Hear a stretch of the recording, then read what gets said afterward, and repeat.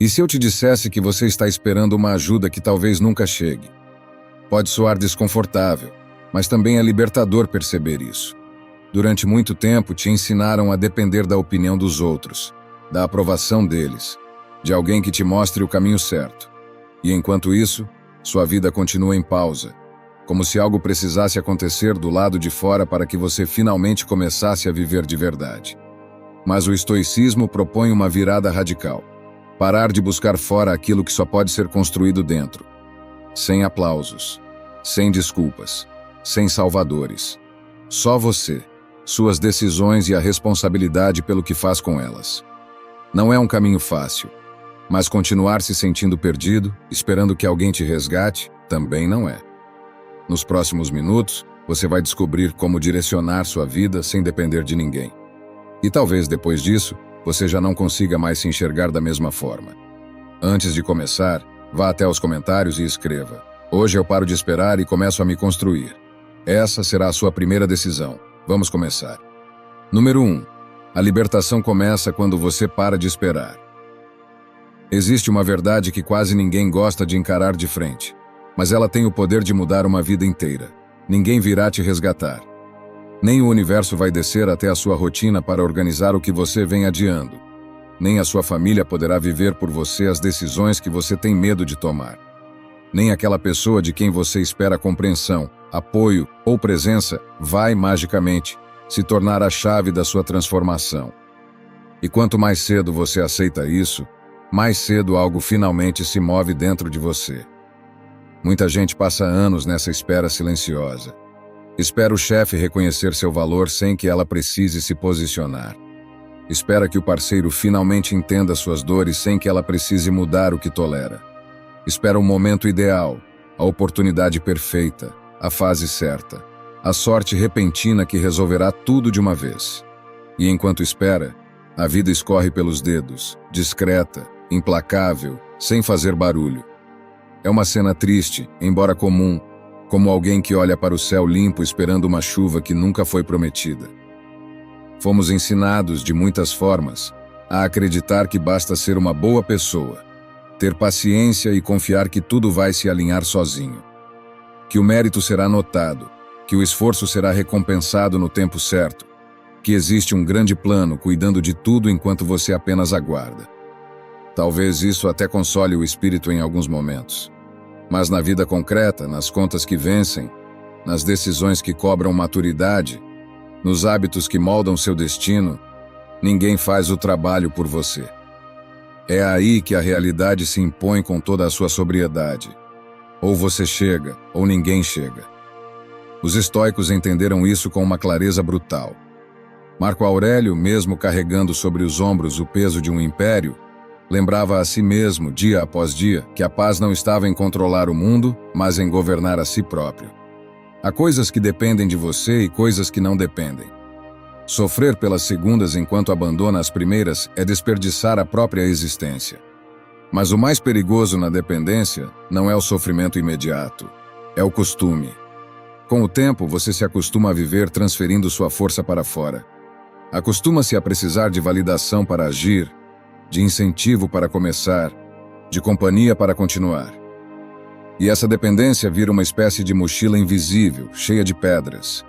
Você carrega tanto peso por tanto tempo que já nem percebe mais o cansaço. Passa a chamar de normal o que, na verdade, é apenas esgotamento emocional disfarçado de rotina. E quando alguém te diz para largar esse peso, quase sempre isso incomoda. Porque sem as desculpas, sem a culpa jogada nas circunstâncias, sem a responsabilidade colocada nos outros, sobra o quê? Sobra você.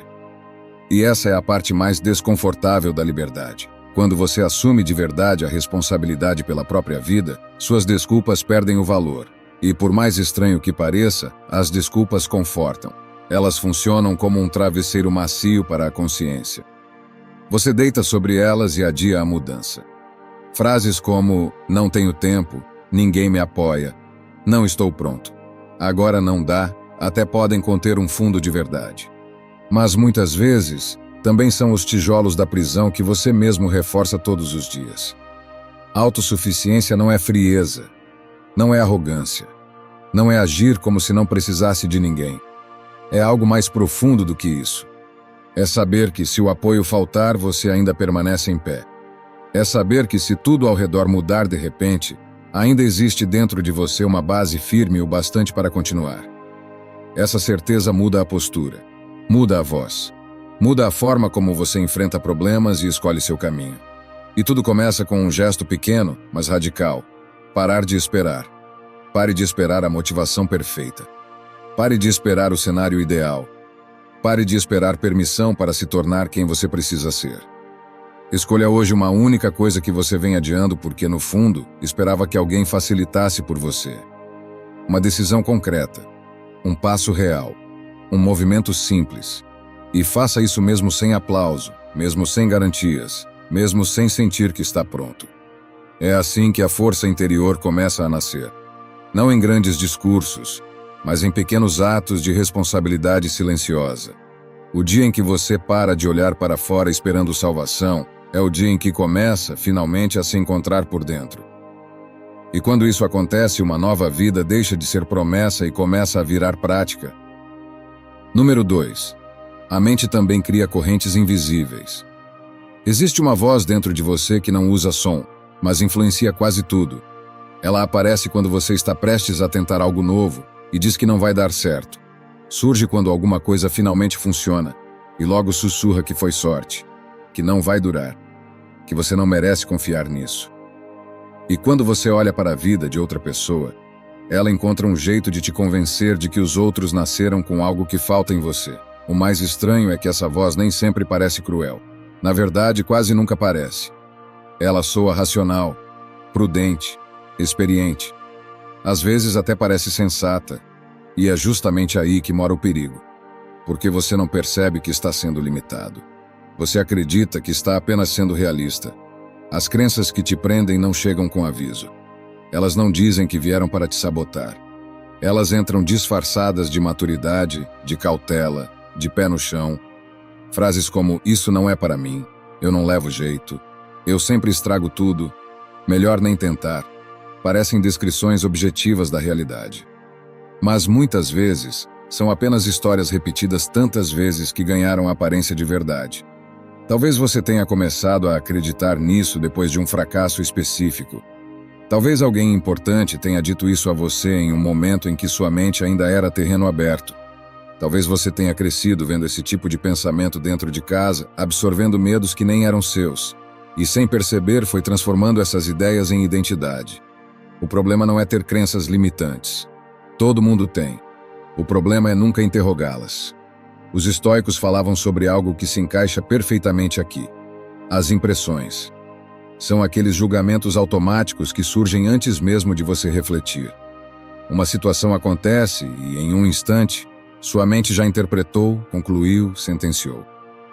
O ponto nunca foi impedir essas impressões de aparecer, porque isso é impossível. O verdadeiro trabalho está em não aceitá-las imediatamente como verdade. É aí que começa a liberdade interior. Quando um pensamento surgir dizendo que você não consegue, não responda com submissão. Pause. Pergunte: isso é um fato ou uma interpretação? Isso é algo concreto ou é o medo usando a lógica como disfarce? Porque existe um medo que protege e existe um medo que aprisiona. O medo real é aquele que aparece diante de um perigo verdadeiro, imediato. Ele é útil. Ele preserva. Ele te impede de agir de maneira inconsequente diante do que pode realmente ferir você. Mas existe outro medo, muito mais frequente, que não protege do real, apenas alimenta a paralisia.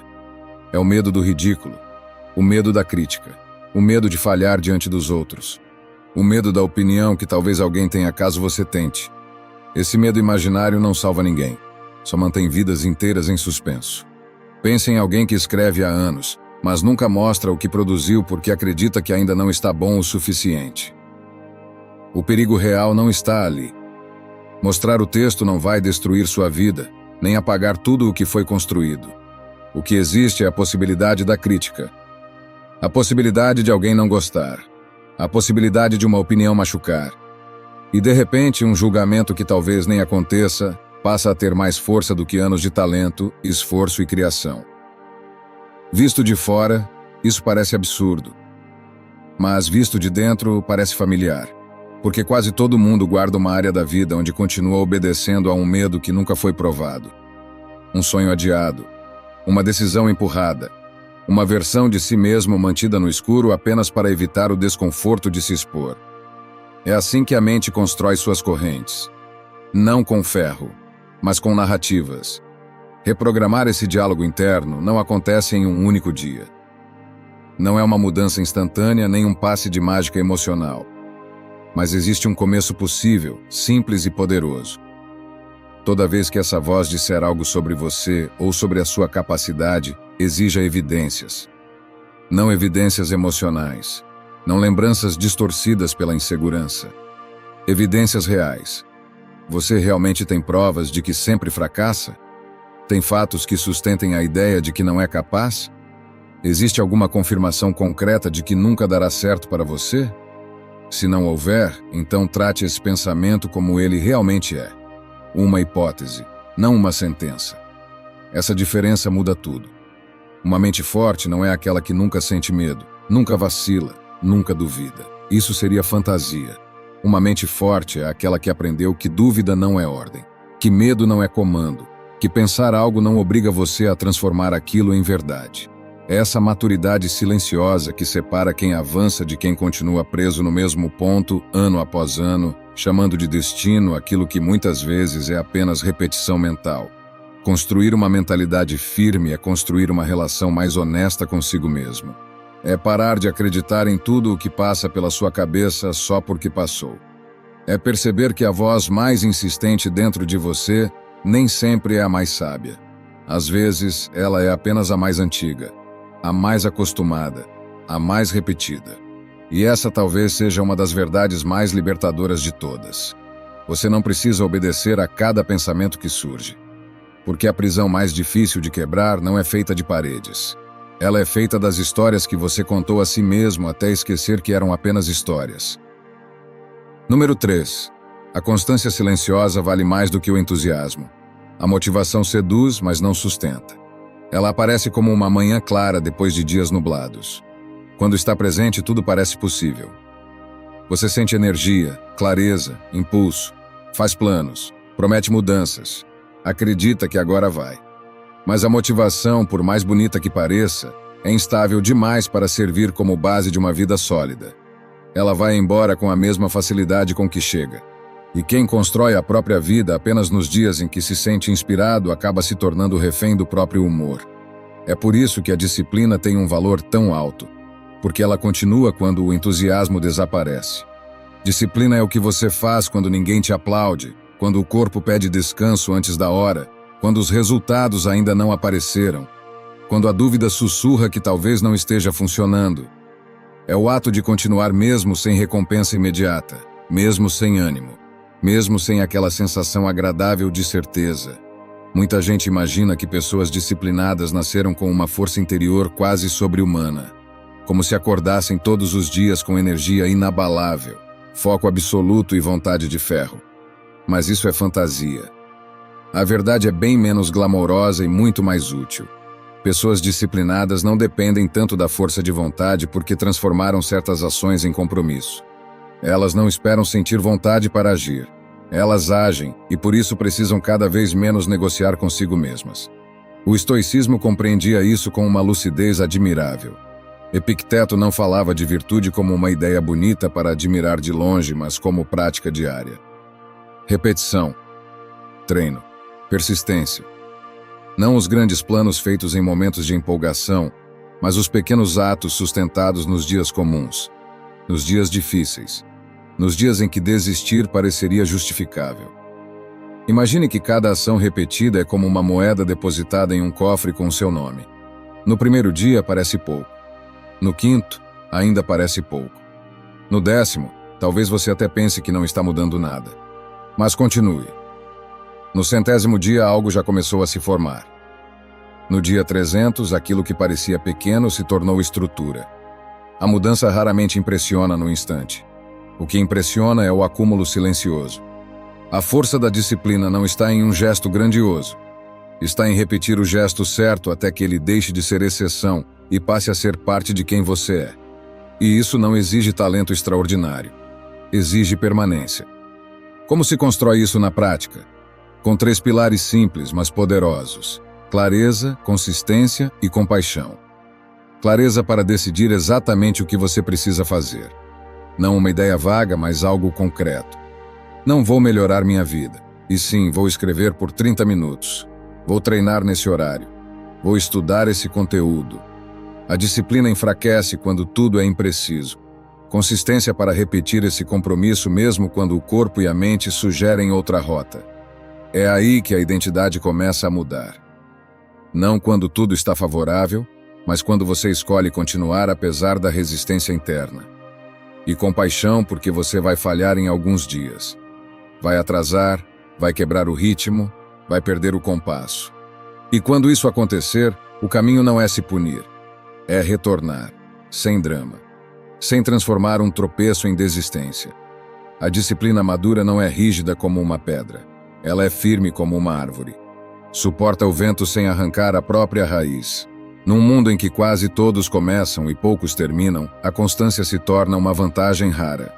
Você não precisa ser o mais brilhante da sala, nem o mais talentoso, nem o mais preparado no início. Muitas vezes basta ser aquele que permanece, aquele que continua quando os outros se cansam do processo, aquele que não abandona o caminho só porque ainda não viu aplausos. Os dias difíceis, inclusive, são os mais decisivos. Não porque sejam os dias de maior rendimento, mas porque são os dias em que seu caráter se revela. Quando tudo estava leve, continuar era fácil. Mas no dia em que você estava cansado, inseguro, desanimado, e mesmo assim fez o que precisava ser feito, foi nesse dia que algo verdadeiro se fortaleceu dentro de você. É nesses momentos que você deixa de apenas querer mudar e começa, de fato, a se tornar alguém diferente.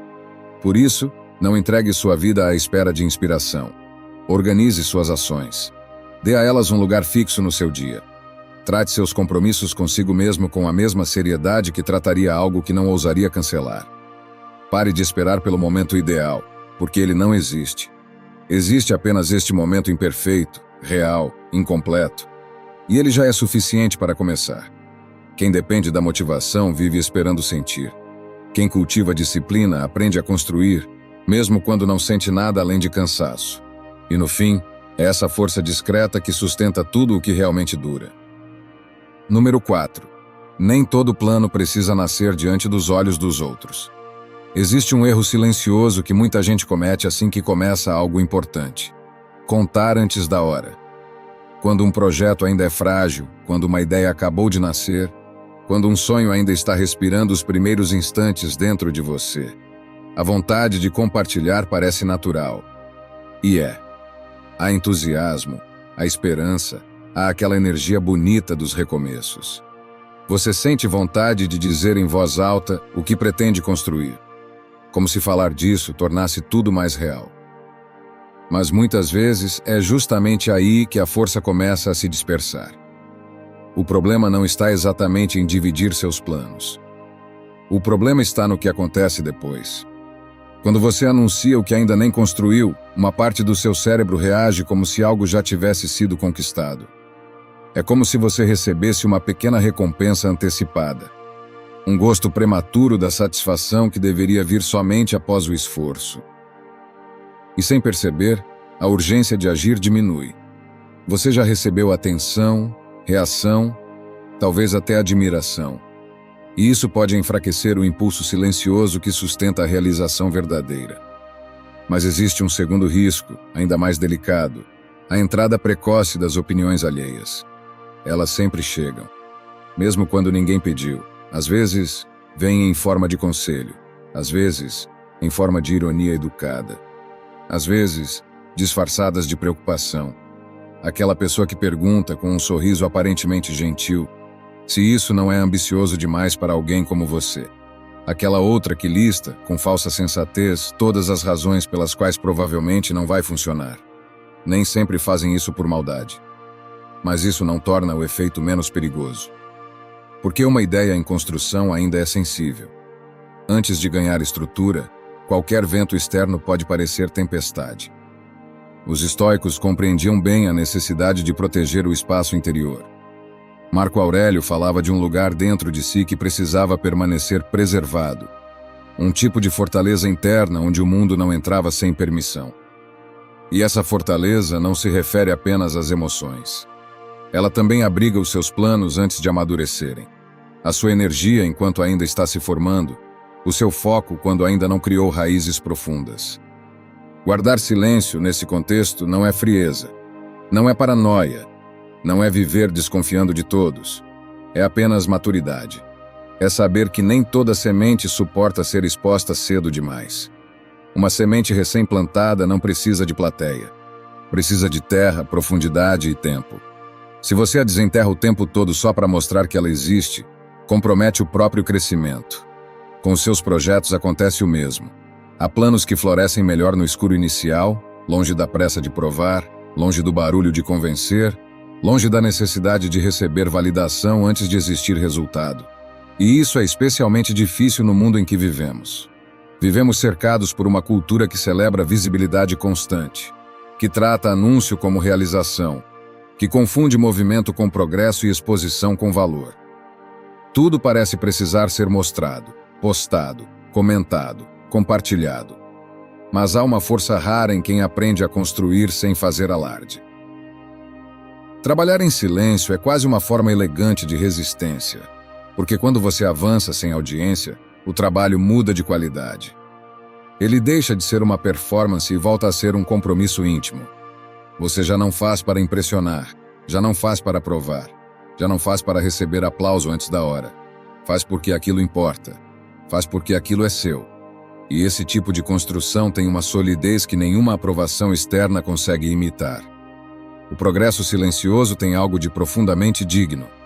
Só entende isso quem já viveu o bastante para perceber que falar menos, às vezes, protege mais do que explicar demais. Nem todo mundo precisa ter acesso ao que você está tentando erguer. Nem toda opinião merece entrar no espaço onde sua coragem ainda está tomando forma. E quando as opiniões vierem mesmo assim, porque em algum momento elas vêm, existe uma pergunta simples que devolve clareza. Essa pessoa já construiu o que eu quero construir.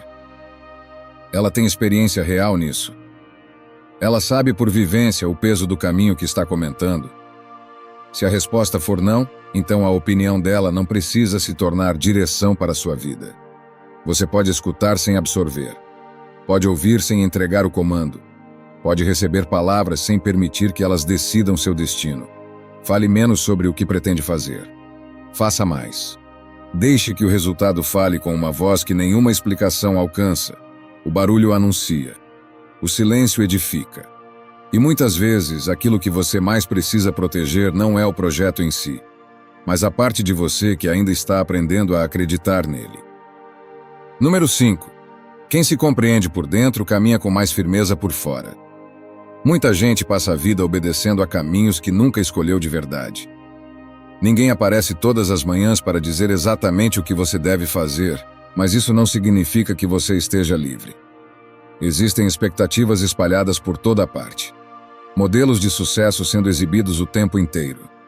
Ideias prontas sobre o que você deveria desejar, sobre como deveria viver, sobre o que já deveria ter conquistado na sua idade, no seu contexto, na sua fase da vida. E o mais perigoso nisso tudo é que essas influências entram devagar, quase sem ruído, até que um dia parecem naturais. Piores ainda, parecem suas. É por isso que o autoconhecimento vale tanto. Conhecer a si mesmo é separar o que realmente nasceu em você daquilo que foi sendo absorvido do ambiente. É distinguir vontade de condicionamento. É perceber onde termina a voz do mundo e onde começa a sua. Em tempos de tanta distração, tanta comparação e tanto excesso de opinião, essa talvez seja uma das vantagens mais raras e preciosas que alguém pode desenvolver. Os estoicos entendiam isso como o ponto de partida para qualquer vida com direção.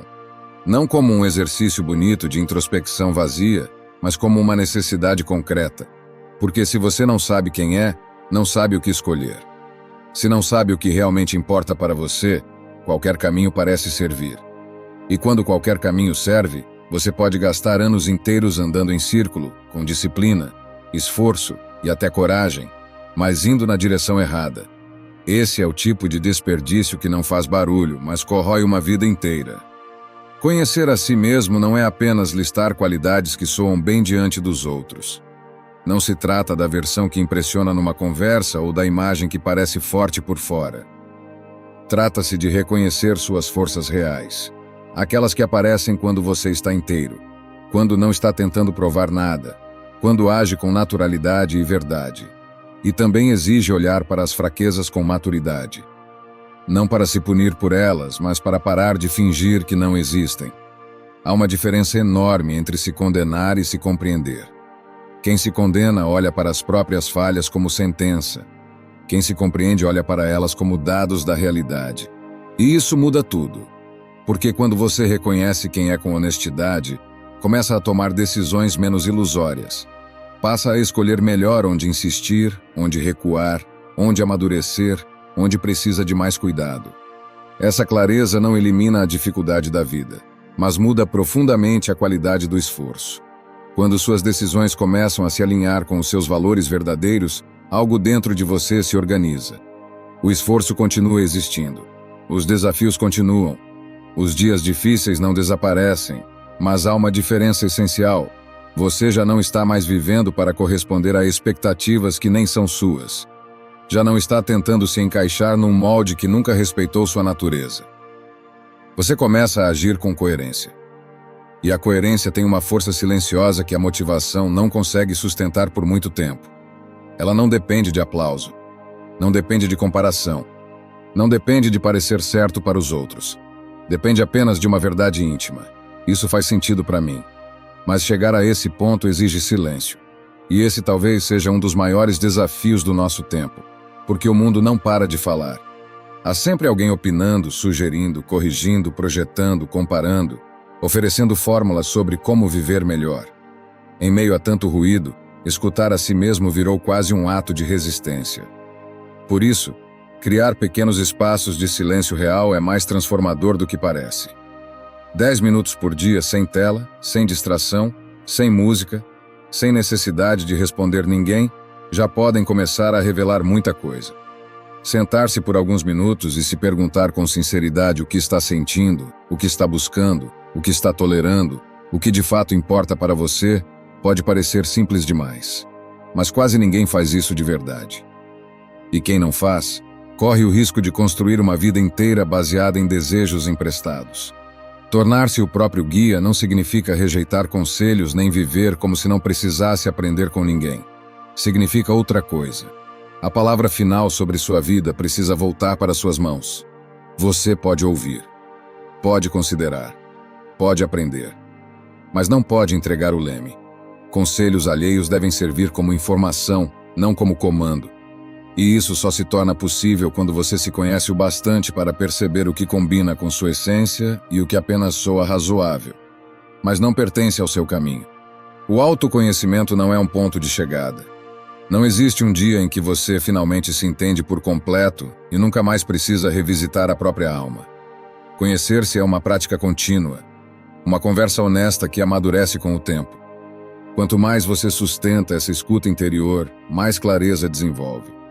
E essa clareza vale mais do que muita orientação externa, porque ninguém vive dentro da sua consciência além de você.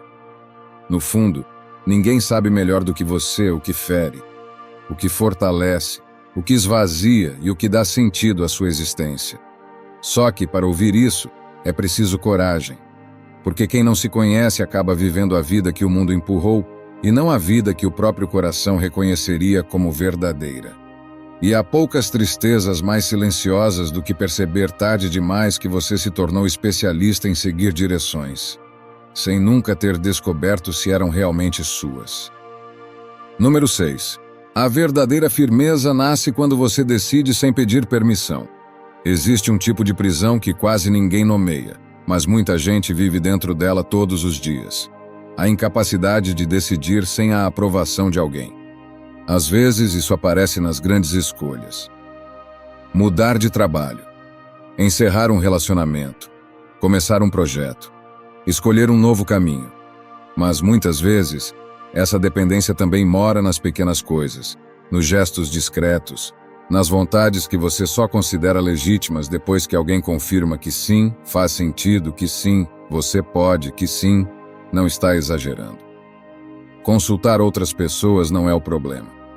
O problema começa quando, sem essa validação, você paralisa, porque buscar aprovação é humano. Faz parte da nossa natureza querer pertencimento, querer aceitação, querer sentir que não estamos sozinhos diante das escolhas. Isso por si só não tem nada de errado. O erro aparece quando a opinião alheia deixa de ser referência e passa a ser autorização. Quando você já não consegue nem desejar algo em paz antes que outra pessoa diga que esse desejo é aceitável. É nesse ponto que sua liberdade começa a escapar sem fazer barulho. Os estoicos eram diretos sobre isso. Epicteto enxergava com clareza que viver refém da opinião dos outros é entregar voluntariamente o governo da própria vida. Porque, se o pensamento de outra pessoa é suficiente para mudar o rumo das suas decisões, então o centro da sua existência já não está em você. Está fora. Nas mãos de quem aprova, critica, hesita ou projeta os próprios medos sobre o seu caminho. E isso, embora pareça sutil, muda tudo. Confiar no próprio critério não significa acreditar que você nunca erra. Não significa arrogância. Não significa fechar os ouvidos para o mundo e agir como se ninguém tivesse nada a ensinar. Significa apenas compreender uma verdade madura. Seus acertos e seus erros precisam ser seus. Porque existe uma dor silenciosa em viver decisões que nunca foram realmente suas. Você escolhe o que deixará os outros mais confortáveis. Segue o conselho que parecia mais seguro. Mantém uma direção que não nasce da sua convicção, mas do medo de decepcionar. E se no fim aquilo dá errado, o peso é ainda mais amargo. Não apenas porque houve fracasso, mas porque, no fundo, você sabe que traiu a própria voz antes mesmo de tentar. Assumir a própria vida exige aceitar também a possibilidade do erro. E essa talvez seja uma das bases mais importantes da segurança interior. Quem precisa de validação o tempo todo quase sempre não teme apenas errar. Teme ficar exposto, teme parecer incapaz, teme carregar sozinho a responsabilidade do que não funcionou. Então divide a decisão com várias vozes, como quem tenta diluir a culpa antes mesmo que ela exista. Mas quando muita gente entra no centro da sua escolha, a lição se embaralha. Se deu certo, você não sabe se foi convicção ou influência. Se deu errado, não sabe se aprendeu ou apenas se escondeu atrás da participação dos outros. E assim, pouco a pouco, sua autonomia enfraquece. A segurança interna não nasce pronta, ela é treinada. Ela começa quando você passa a tomar pequenas decisões sozinho e percebe que continua vivo depois delas. Decide sem consultar. Escolhe sem pedir permissão. Assume as consequências com maturidade. Aprende com o resultado sem transformar cada erro em tragédia pessoal. É assim que esse músculo se fortalece. Primeiro em decisões pequenas, depois em escolhas maiores. Até que um dia você percebe que já não precisa que o mundo inteiro concorde para seguir adiante. Pessoas com firmeza interior não ignoram conselhos. Elas escutam, consideram, observam pontos de vista diferentes. Mas no fim, filtram tudo à luz do próprio discernimento. E quando decidem, sustentam a escolha com responsabilidade. Se acertam, seguem com humildade. Se erram, corrigem com dignidade. Sem drama excessivo, sem caça a culpados, sem terceirizar a própria existência. Esse é um tipo de força muito raro, porque a maioria das pessoas prefere a segurança aparente de ser conduzida a enfrentar o risco real de escolher por si mesma. Mas viver de verdade começa quando você rompe essa dependência invisível. Quando para de esperar que alguém confirme que está tudo bem para então se permitir agir. Quando entende que nem toda decisão virá acompanhada de aplauso, consenso ou compreensão. E que ainda assim, ela pode ser a decisão certa para a sua alma. Há momentos em que ninguém vai entender seu movimento no início. Há momentos em que sua escolha parecerá estranha para os outros porque foi feita a partir de um lugar que eles não conhecem. O lugar exato onde a sua consciência encontrou clareza. E tudo bem. Porque quem tenta ser aprovado por todos acaba se afastando de si mesmo. E no fim, essa é uma das perdas mais silenciosas e mais dolorosas que existem. O dia em que você para de pedir permissão para viver de acordo com aquilo que reconhece como verdadeiro é o dia em que algo profundo se reorganiza dentro de você. Você deixa de ser conduzido e começa finalmente a conduzir. Número 7. Cair sem testemunhas também pode te tornar mais forte. Fracassar sozinho dói de um jeito diferente. Quando a escolha foi sua, quando ninguém te empurrou, quando a decisão partiu do seu próprio critério e ainda assim tudo saiu errado, o peso parece maior. Não há com quem dividir o impacto. Não há uma multidão para repartir a responsabilidade. O erro recai inteiro sobre você. O desconforto é seu. A frustração é sua. E no começo isso realmente machuca mais. Seria fácil tentar suavizar essa verdade, mas ela precisa ser encarada com honestidade. Falhar sozinho tem um gosto mais amargo. Só que existe algo precioso escondido nesse tipo de dor. Quem aprende a lidar com o fracasso sem apoio externo descobre uma força que poucas pessoas conhecem de verdade. Porque, se o golpe não foi dividido, o aprendizado também não será. E há lições que só entram profundamente quando não existe ninguém para amortecer a queda. Esse tipo de experiência esculpe a mente de uma forma que muitos sucessos confortáveis nunca conseguiriam esculpir. Os estoicos tinham uma prática poderosa chamada premeditatio malorum, algo como a contemplação serena da possibilidade de que as coisas deem errado. Não era pessimismo, não era viver esperando tragédias, era preparação. Era olhar para a possibilidade do fracasso sem drama, para que se ele viesse, você não fosse destruído por ter acreditado que o caminho só poderia terminar bem. Existe grande força em dizer a si mesmo: isso pode falhar, e ainda assim vale a pena tentar. Quando você entra numa decisão já consciente de que o resultado não está garantido, cria dentro de si uma estrutura mais firme. E se cair, não cai completamente desprevenido. O choque existe, claro. A dor também. Mas você não perde a própria base. Ver o fracasso como aprendizado não é uma frase bonita para colocar em legenda. É uma escolha difícil que precisa ser feita no calor da decepção. Porque o fracasso não chega com aparência nobre. Ele chega como desconforto, como vergonha, como exaustão, como aquela sensação amarga de ter investido tanto e ainda assim não ter conseguido. E nesses momentos, a mente quase sempre oferece o caminho mais fácil. Se lamentar, duvidar de si, concluir que não nasceu para aquilo, procurar culpados, transformar um acontecimento em identidade. Mas existe uma pergunta mais madura do que todas essas reações. O que isso está tentando me ensinar? Essa pergunta não elimina a dor, mas impede que ela seja desperdiçada. E aqui é importante entender algo com profundidade. Evitar a autocompaixão não significa fingir que está tudo bem. Você pode sentir tristeza, pode sentir cansaço, pode sentir frustração. Tudo isso é humano. O que não pode é construir morada dentro da própria derrota. Porque, quando a autocompaixão se prolonga demais, ela começa a te convencer de que você é apenas vítima das circunstâncias. E da posição de vítima nada sólido é construído. A pessoa que acredita que tudo lhe acontece, mas nada pode ser transformado por ela, entrega o próprio poder sem perceber. Recuperar-se sem apoio externo é possível. Não é romântico, não é leve, não é bonito como alguns discursos tentam fazer parecer, mas é possível. E há algo muito valioso que nasce nesse processo. A lembrança concreta de que você já sobreviveu a si mesmo antes.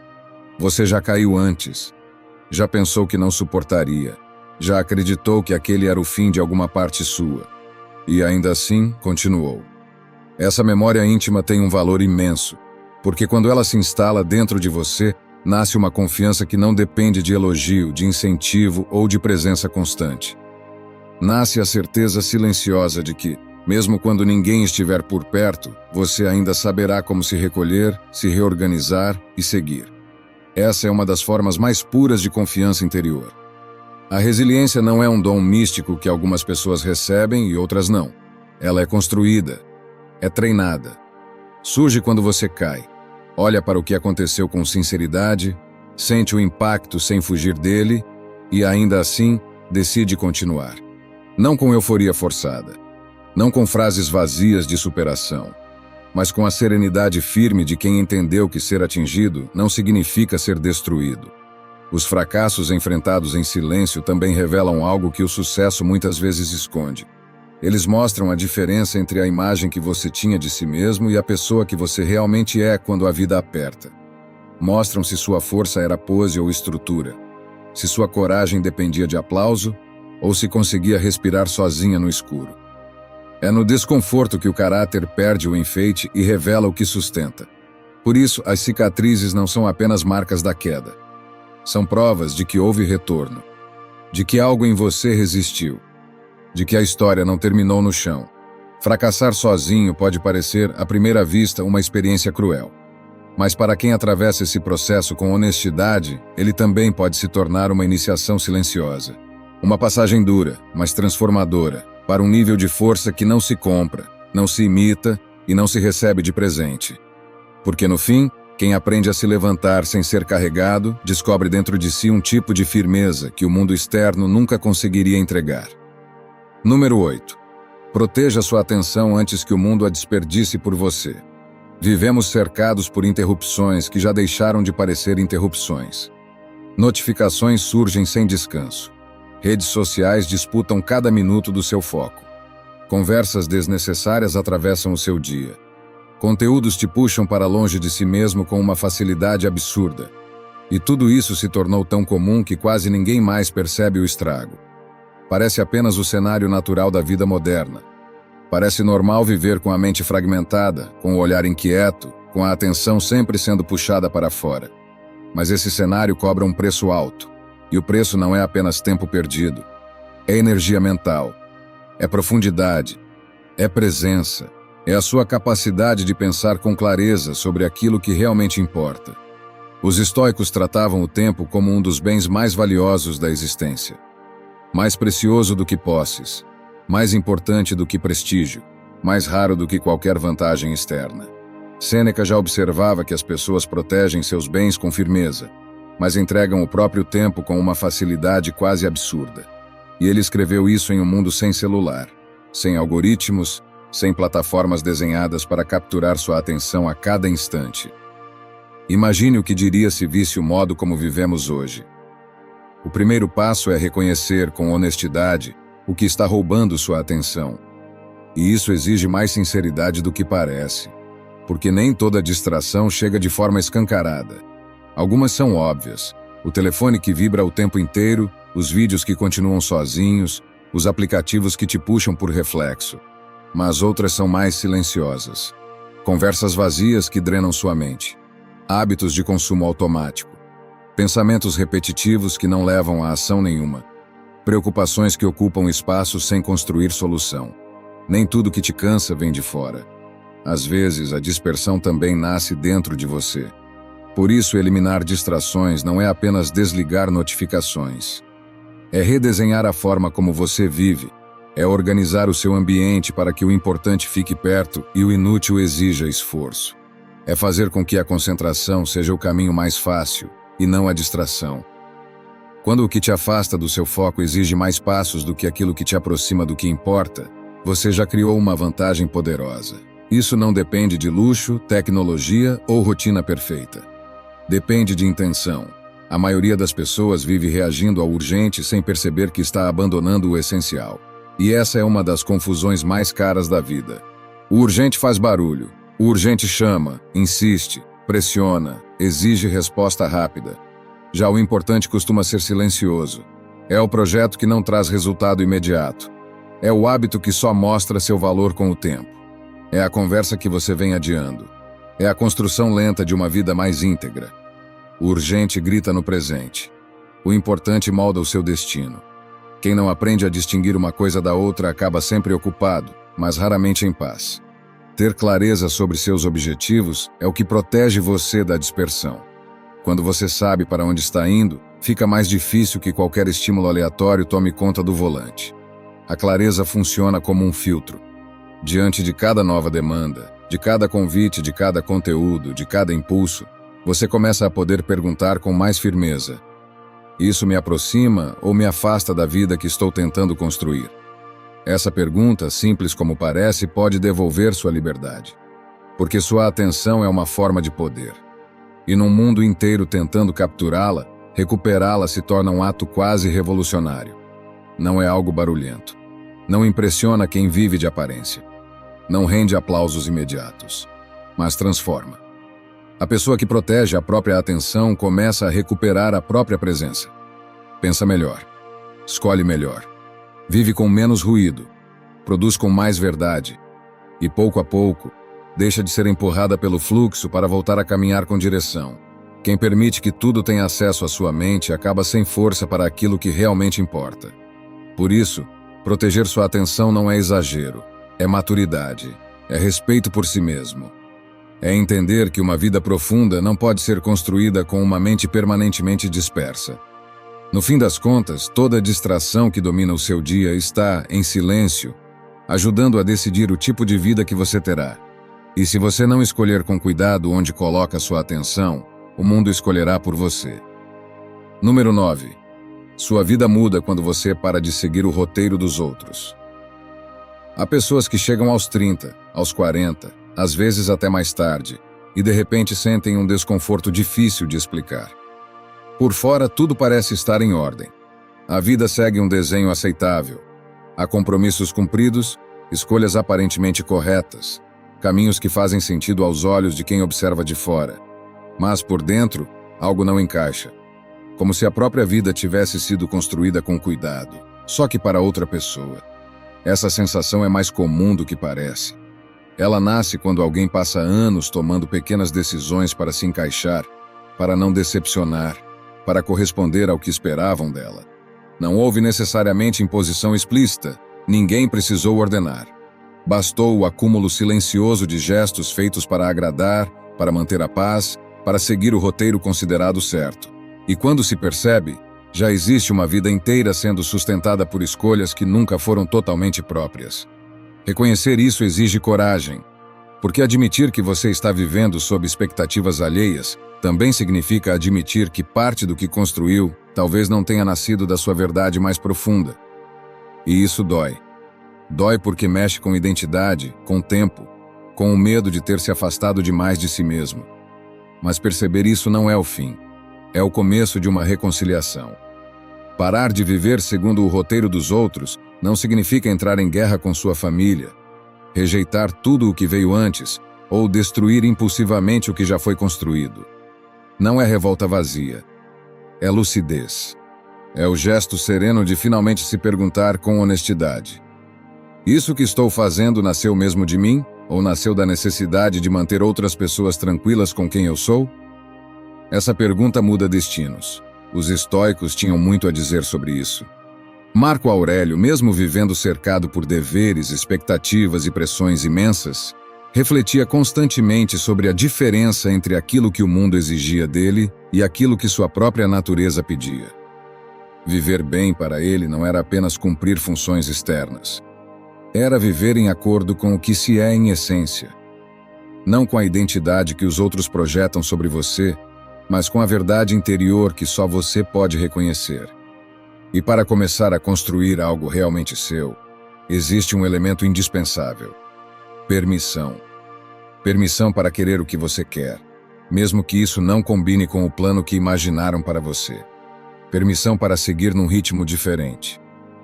Permissão para desejar uma vida que talvez nem todos compreendam.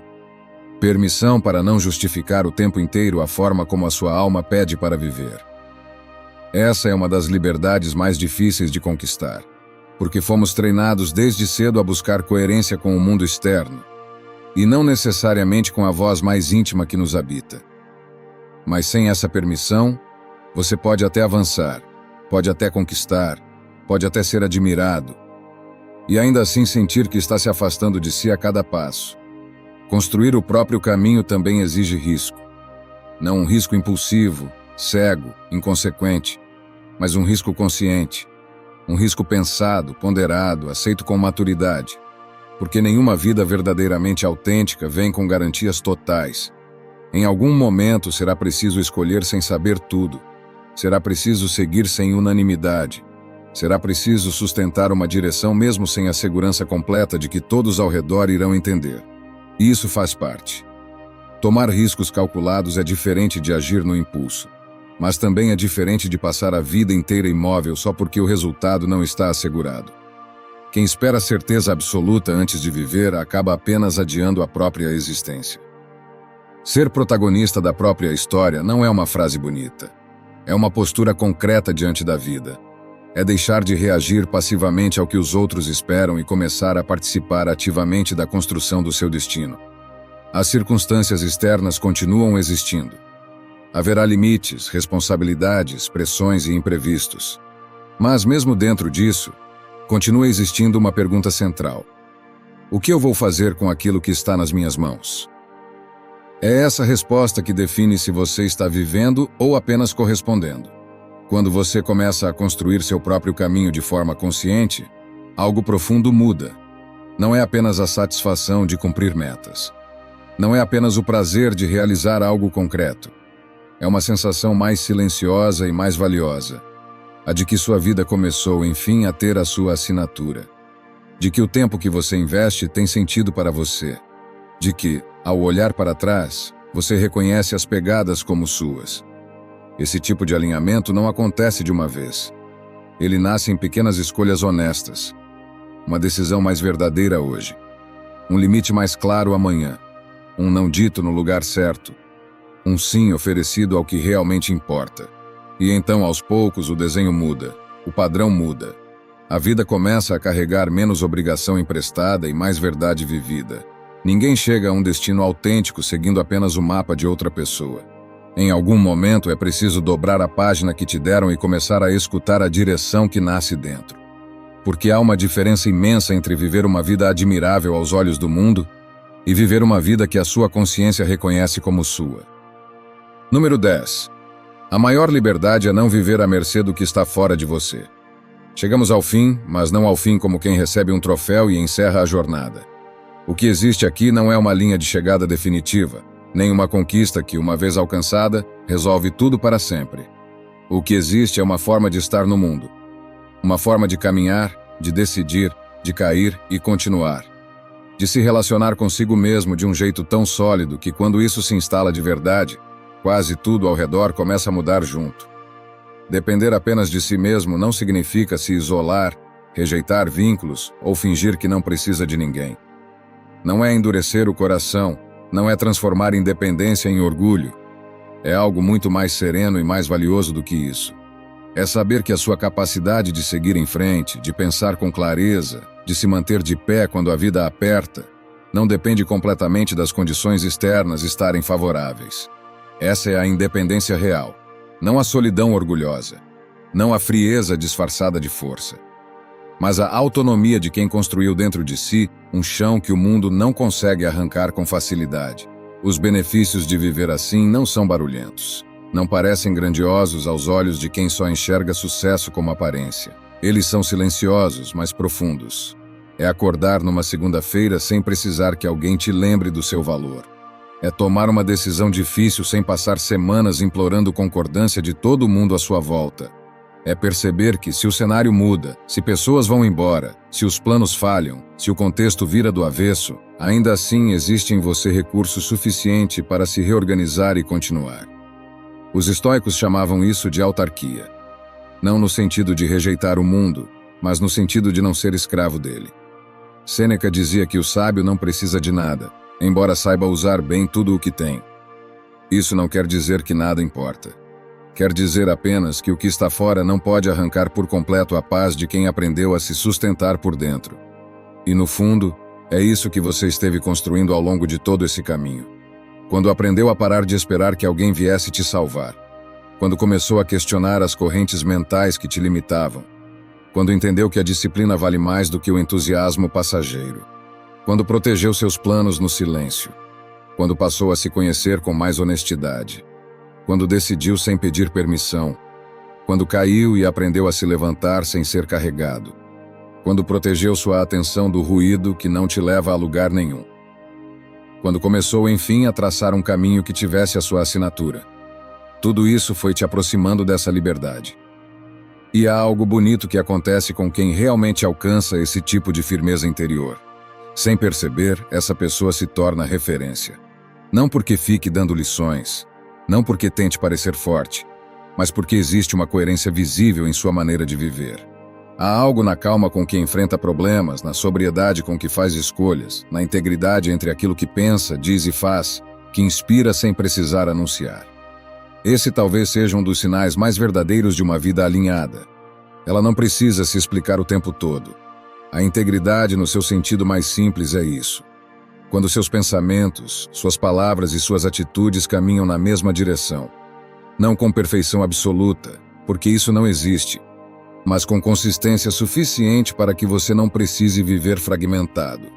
E essa consistência, mantida ao longo do tempo, fala mais alto do que qualquer discurso. Viver com propósito e com domínio sobre o que depende de você não é um estado mágico que se conquista de uma vez e nunca mais exige esforço. É prática diária. É escolha repetida.